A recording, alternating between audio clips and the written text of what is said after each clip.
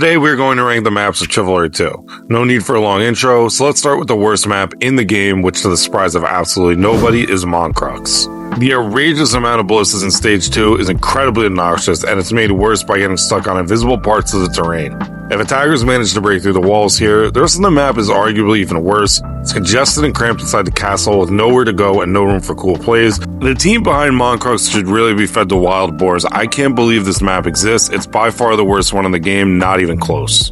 Next we have the Raising of Askendir, and ask most players and they tell you this is their favorite Tenosian map. But this is my list, and I hate Askendir. Defending it is absolutely miserable. If you can't hold off the Masons in Stage 1 at the Lighthouse, now you're in for a steamroll which is born to be a part of if you're attacking.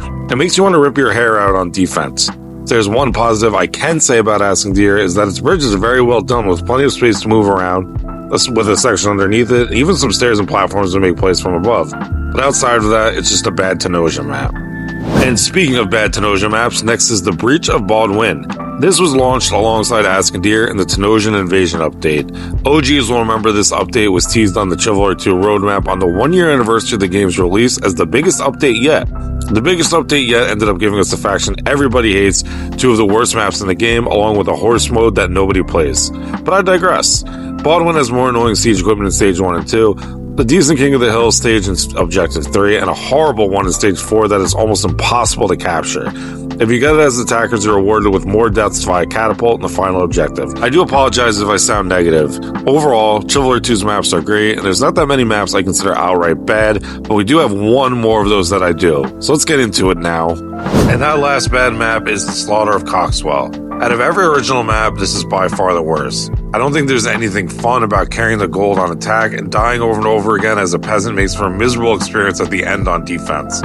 Also, I just think Coxwell is very bland and boring. Part of the reason I'm playing Chivalry 2 is for big cinematic battles and castle sieges. Coxwell does not give me any of that. This next one may be a bit controversial, but Bridgetown is next. Bridgetown is one of the most hated maps in Chivalry 2, so I think I'm higher on it than most people. For a long time, I did hate it as well, but truthfully, there's nothing that bad about Bridgetown, even if there's nothing great about it either. Like almost every map, it does favor attackers, but you have a solid chance to hold them on the first objective, the last part of the burning the farms, and the last 2 stages inside Bridgetown itself. But if you're like me and don't care about balance all too much and want those cinematic large-scale battles, it is just a greener, grassier Coxwell. Bridgetown is going to place slightly ahead. There's enough going on here, and with its better balance, it'll give it a slight edge. When Trayan Citadel first released, I thought it was a return to form for Tornbanner and on par with the original maps, but in the time since I've really soured on it. The reason? The fucking bridge is a nightmare. It's just so narrow and there's no room to do anything, and it's 2 stages of the map. I'm just as likely to rage quit here as I am to play it out. Not good odds. There's other things I don't like either. Why don't we get an open battlefield in Stage 1 similar to Lionspire and Rudhelm? Imagine fighting in this field of fire and ash while pushing siege towers? That'd be unreal. After the bridge though, fighting inside the city and going building to building is what I think a medieval siege is probably like, and is one of my favorite objectives in the game.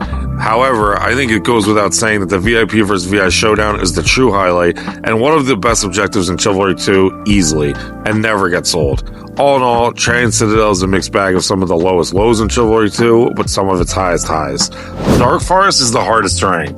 Most of the time, it's a steamroll. The bandage cart and the convoy you are pushing on attack gives the attackers such an advantage.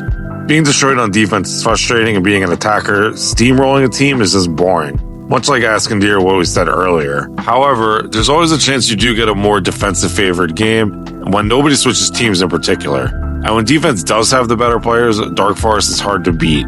It becomes one of the longest maps in the game, so if you like getting a lot of kills and takedowns, this is the map for you. Darkforest matches where defenders and attackers are fighting for every inch of some of my favorite memories in this game. There are 2 objectives I don't see mentioned nearly enough also as 2 of Chivalry 2's best.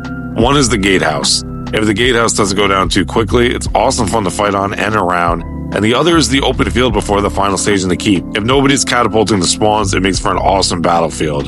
So Darkforest can be as high as top 3 and as low as Moncrux at its worst. But every map going forward is fantastic, and I don't have much negative to say. So let's get into the A and S tier maps. This is a change of pace from the castles and towns we usually fight in, but Aberfell works. Most of the objectives are wide open, and there's no real meat grinders either. Top to bottom, every objective is solid. Fighting inside the hamlet gives plenty of opportunities for surprise flanks. Stage 3 is an awesome King of the Hill TDM objective, and fighting uphill to get to the druids is great. I do wish defense had to hold out a little longer at the end, and stage 2 is a little awkward by the tower. But all in all, Aberfell is a great, solid map that has a unique feel to it with its clear Braveheart and Scotland influences. Bonus points for no siege equipment. At number 5, we have Galencourt. Galencourt has it all. It's the most balanced of every map in the game, making it fun on attack and defense. It also has some of the most cinematic moments like the boats exploding, and we're doing a classic siege here. Just what we want. Remember I said Aberfell is wide open? Well, just about every stage in Galencourt is congested and very packed together, making every group fight very intense. The one exception is the breaking the statues phase, but it typically doesn't last long anyway. And hey, I gotta ask, if you're liking the video so far, please consider liking the video and subscribing for my future content.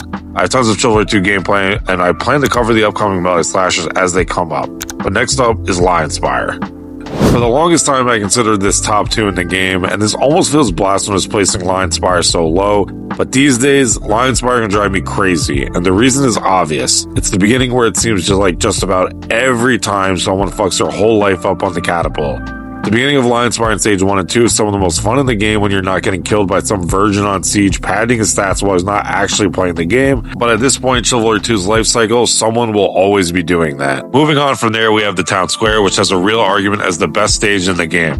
There's opportunities for flanks in the streets leading to it, along with the central path. This is another intense objective, and all my favorite memories in competitive play are this stage. And in pubs, it's awesome fun going on huge kill streaks, target switching from enemy to enemy. Man, it's different.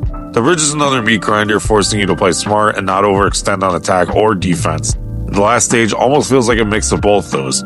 It pains me to put Lionspire this low.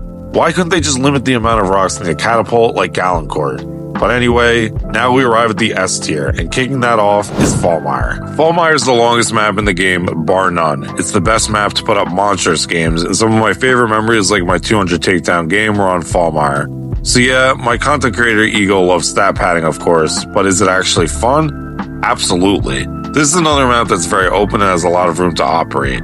Stage 1 in particular is misleading when you're first playing it because you may not realize how much space is really there for so many different fights to happen at once.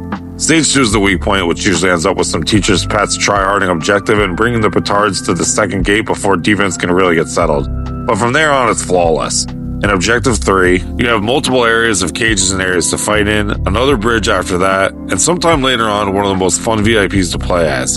OGs remember when there was some weird strategies like going to the right as Thorn, but all these years later, the mad dash to the boat never gets old. But speaking of the most fun VIP to play as, next we have Thag Stronghold. I love Thag. Thag is gorgeous. Seriously, the snow-covered castle is beautiful. I come to Chivalry 2 to fight in the cinematic and scenic battles, and Thag is number 1 when it comes to that. There are some issues with balance. Stage 3 as attackers in particular can be so obnoxious to run from the spawn all the way up to the hills and such, but all is forgiven when they were clearly going for the movie feel that this game offers. The best example is the ending, which is for my money the best objective in Chivalry 2. You're pushed to the brink on defense. You're back to a literal spike wall, only for the VIP to come out and flip the battle on its head. Now you're forcing the attack. Playing as Argon is the most fun VIP, but trying to defend him or kill him is almost just as good. I love the Stronghold, and I will never apologize for that. It's phenomenal. But the Siege of Rudhelm has all of that scenic stuff to go with better gameplay.